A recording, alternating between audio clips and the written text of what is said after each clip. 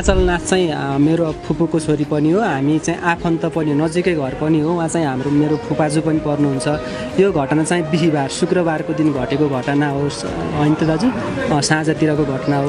अब जुन पनि आचलनाथप्रति यस्तो दुःखद घटना यस्तो घटना घटेको छ, यो सबैका लागि एकदमै दुःखदायी। यो चाडपर्वको मुखैमा दसैँ तिहार आउँदैछ होइन, सबैका दिदीबहिनीहरू घर जान्छन्। यस्तो बेला यो एउटा आमाको कोख रित्याएको छ, सबै पीडामा छन्। यस्तो जसले पनि यो घटना घटाएको छ, जो पनि व्यक्तिहरू यो घटनामा संलग्न छन्, ती व्यक्तिहरू अब धेरैजनालाई शङ्कास्पद व्यक्तिहरूलाई चाहिँ समातेर त्यसको अनुसन्धान भइरहेको छ र त्यो अब त्यसको अनुसन्धान गर्ने पाटो अब नेपाल प्रहरीले अनुसन्धान गरिसकेपछि त्यसको विस्तृत त्यो हामी त्यसपछि थाहा पाउनेछौँ।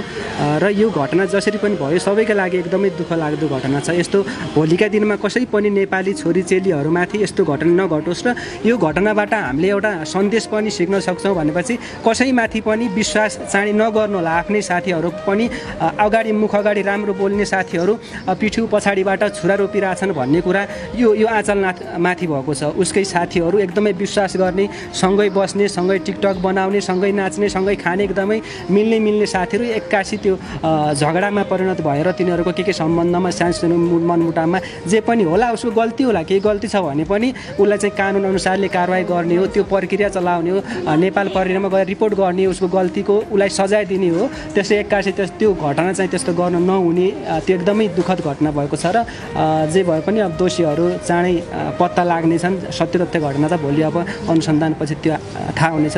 हामी त्यही भन्न चाहन्छौँ। त्यो उहाँको प्रकृति थोरै भनिदिनुहोस्। अब जल्यो भनेपछि त्यो थाहा भइहाल्यो। मिडियाहरू अहिले पछिल्लो समयमा फेसबुकमा स्ट्याटस लेख्नेहरू एउटा भ्युज कमाउनको लागि, एउटा लाइक कमाउनको लागि, भाइरल हुनको लागि टिकटकमा आचलनाथको फोटो राखेर भिडियो राखेर जसले पनि रोएको नाटक गर्दै एउटा अनावश्यक आचलनाथले आफ्नै कोठामा पेट्रोल हालेर आफै आगो लगायो, जुन यो एउटा भ्रमपूर्ण समाचारहरू स्ट्याटसहरू लेखिरहनु भएको छ।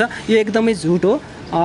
के अरे आँचलको हाम्रो भक्तपुर छ, लोकन्थली उसको कोठा छ, उसको कोठामा घटना भएकै छैन। त्यो घटना चाहिँ यता नरेफाँटमा पप्पू के अरे ओर्कसम्म भएको छ, मोटरसाइकल ओर्कसम्म भएको छ भन्ने भर्खर एकजना अहिले पुलिसको एकजना स्टाफले पनि हामीलाई जानकारी गराउनु भएको छ। त्यति टाढा त्यसलाई त्यहाँ बोलाएर यो घटना घटेको छ भनेपछि उसले आफै आफ्नो शरीरमा पेट्रोल हाल्ने भयो, ऊ आफ्नै कोठामा हाल्छ। तर त्यो आँचल त्यस्तो कायर पनि होइन कि ऊ सबैसँग मिल्ने, एकदमै नजिक हुने र विश्वास गर्ने, जोसँग पनि एकदमै नजिक हुने मान्छे। त्यही भएर उसले आज यस्तो समस्या पनि भोग्नु परेको। उसले चाँडै विश्वास गर्ने, त्यही भएर कसैमाथि पनि यस्तो चाँडै आफ्नै साथीहरूप्रति पनि यस्तो चाँडै विश्वास गरेर नजिक नहुनु होला। म अरू छोरीचेलीहरूलाई पनि आग्रह गर्न चाहन्छु, भोलि तपाईँहरूमाथि पनि यस्तो घटना घट्न सक्छ। र जसले अहिले अनावश्यक समाचारहरू, टिका टिप्पणीहरू, नराम्रो कमेन्ट गर्नुभएको छ, त्यस्तो पनि नगरिदिनको लागि हामी आग्रह गर्छौँ। किनकि यति बेला उहाँको परिवार एकदमै पीडामा छ।